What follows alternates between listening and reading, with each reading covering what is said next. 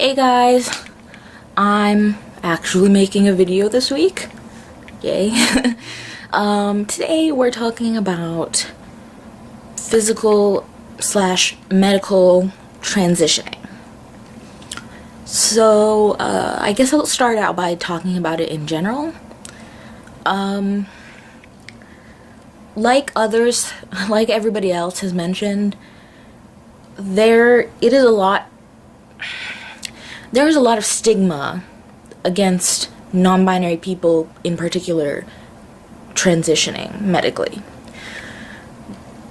You know, from even like binary trans people.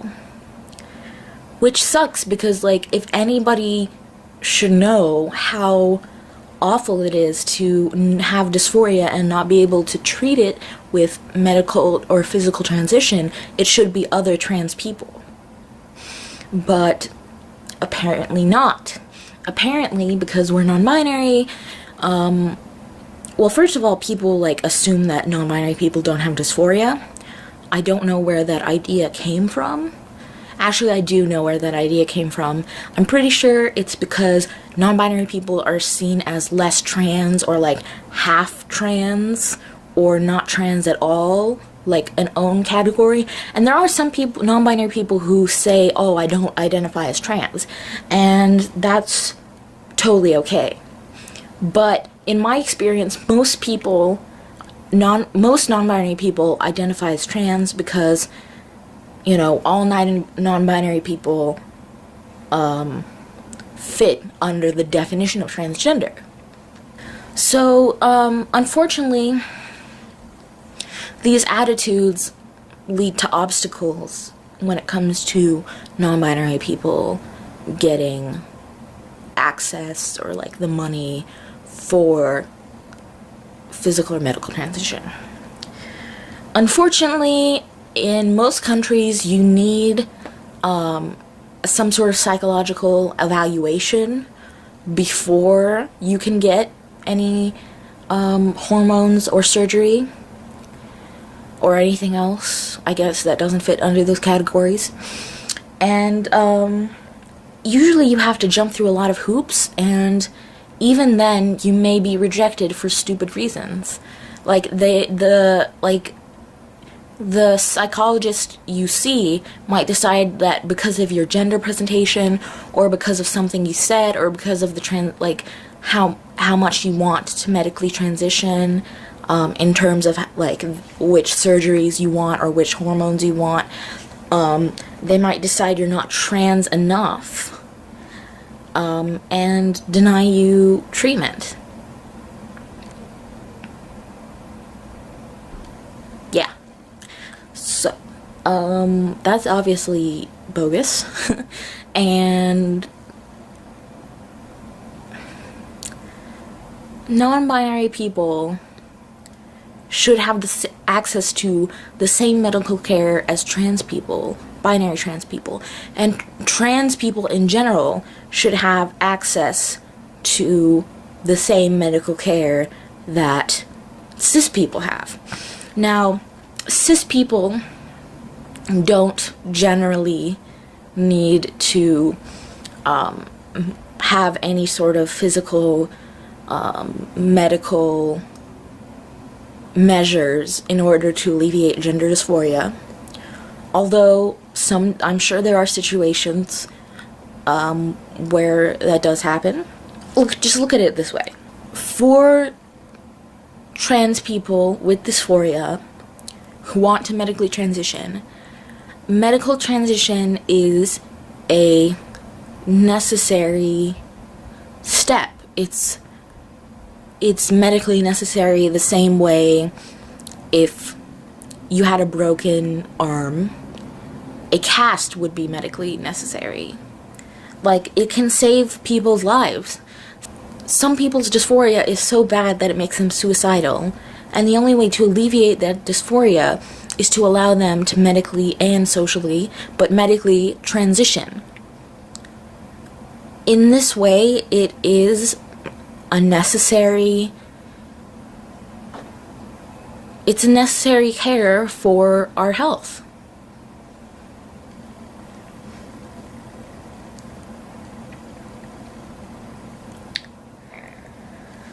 So it's really unfortunate that there's so many barriers put in front of us. Another barrier is money. Medical transition is very expensive, particularly surgeries. Surgeries are very expensive. And, I don't know much. Like, I'm not a medical student. I do not know how much, like, different medical procedures cost.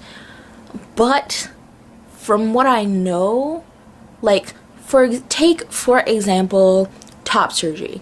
If you want a breast removal or a breast, what's the word for it? Augmentation? Is that what it's called? Basically, if you want to get surgery to make your breasts bigger, it is very expensive.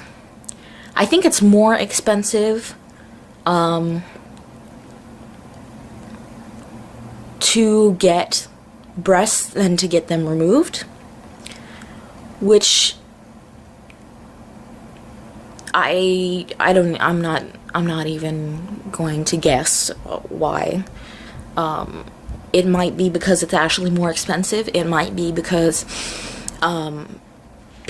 trans people who are designated male at birth have more, like, face more societal prejudice than trans people who are designated female at birth. So it may be that social reasons why the price is bigger, but it is very expensive. For example, in the US, I don't have a source for this because I did the research a long time ago, but I think the average cost for a double mastectomy was $6,000. I don't have $6,000. I mean, you watching this, you probably don't have $6,000 either. And I need to have top surgery. There are a lot of other people who need to have top surgery. And it's even more expensive if you want top surgery in the sense that you want to get breasts. Like, that's a lot of money. And you might think, like, oh, it's okay, other medical procedures cost that much and it's not a big deal. What other medical procedures are covered by insurance? Most insurance does not at all cover any medical gender transition, anything gender related. And even when it does, it doesn't cover that much. I'm very fortunate in my situation. My current insurance does not cover it, but my school insurance does cover it. I don't know how much yet. I haven't inquired, but I am planning on switching to my student insurance somewhere along my college career so that I can use that opportunity to get top surgery. That is something that's like the medical transition step that I really, really want. I've considered other things, but that's the thing that I need. Because personally, like, my chest dysphoria is, like, the biggest thing. I mean, it also helps that, like, I'm not really struggling for money. Like, me and my mom, my mom has a pretty well-paying job. We're, like, lower middle class. I don't have to worry about, like, there are lots of people, lots of trans people, lots of non-binary people who have to worry about, like, their rent or where their next meal is going to come from. Not only because of the state of the economy, but also because trans and non-binary people face a lot of discrimination in the workplace. So it's very hard for us to find a job, and if we do find a job, we will probably be paid less you know, if we are visibly trans or non-binary, or even if they suspect it. So it's just a sucky situation.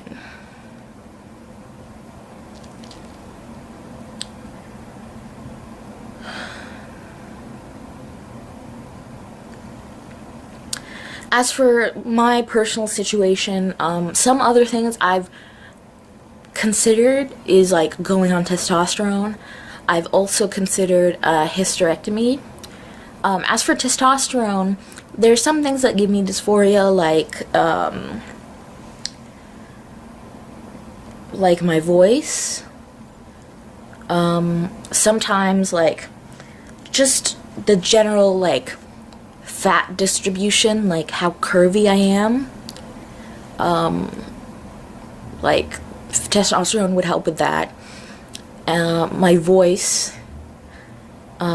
I'm too old. It wouldn't make me grow taller. I do have some dysphoria about my height. So yeah, like and like muscles. I mean, like just, you know, little things to make me more androgynous. But there are other effects that I would not like. The biggest one is body hair, including facial hair, especially facial hair. Like, I don't want facial hair. Like, I'm pretty sure that that would make me dysphoric, because it's like,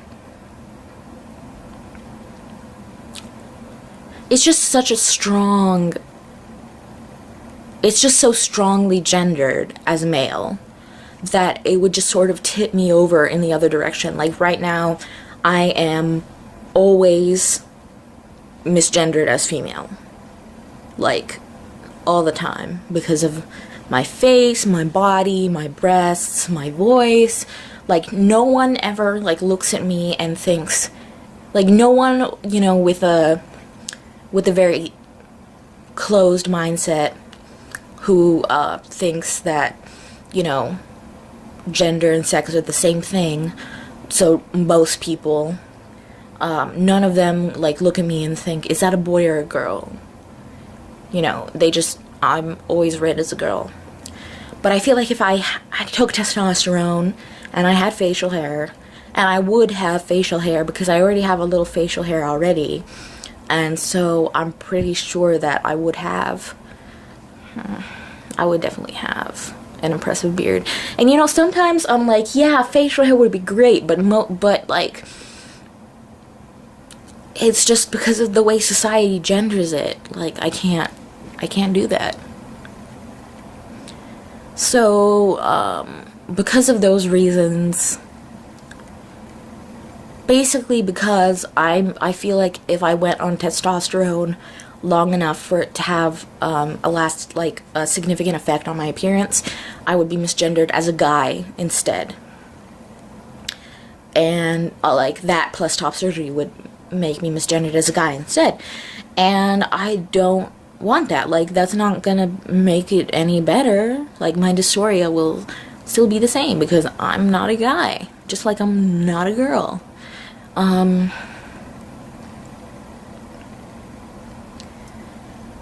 as far as hysterectomy, I don't know much about that at all.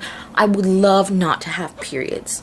I hate my period. I don't know if it's because of gender reasons or just because periods make you lose control of your body and it just generally sucks for everybody, but I hate it. I hate it. I think it might be gender dysphoria because, like, other people are like, oh, this is such an inconvenience, like, I hate cramps and stuff, and I'm like, what is my body doing? It is not supposed to be doing this. What the fuck? Anyway, I'm getting a little off track. What was I saying? For me, a hysterectomy might become necessary for medical reasons because I have polycystic ovarian syndrome. So I'm not even gonna think about that. Like, you know, knock on wood, hopefully it won't become medically necessary. But if it did become medically necessary, it would be a whole lot cheaper than if it became necessary for my dysphoria, which is ridiculous because they're both necessary for my health. Both medical transition and medical things that are not transition. Okay, so I think that's all I have to say on medical transition. If the people watching this are looking to medically transition, I hope that everything goes well for you and is as cheap as humanly possible. And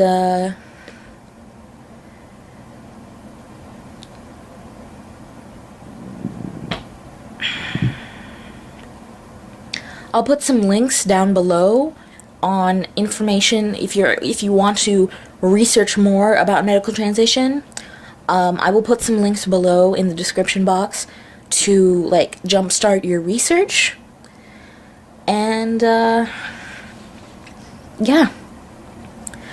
I forgot. We're still looking for new members, so if you're designated male at birth or you're 17 or older, please do check out. I will put links in the description box to our post on our Tumblr saying what are the guidelines for submitting an application. Okay, see you guys next week. Bye.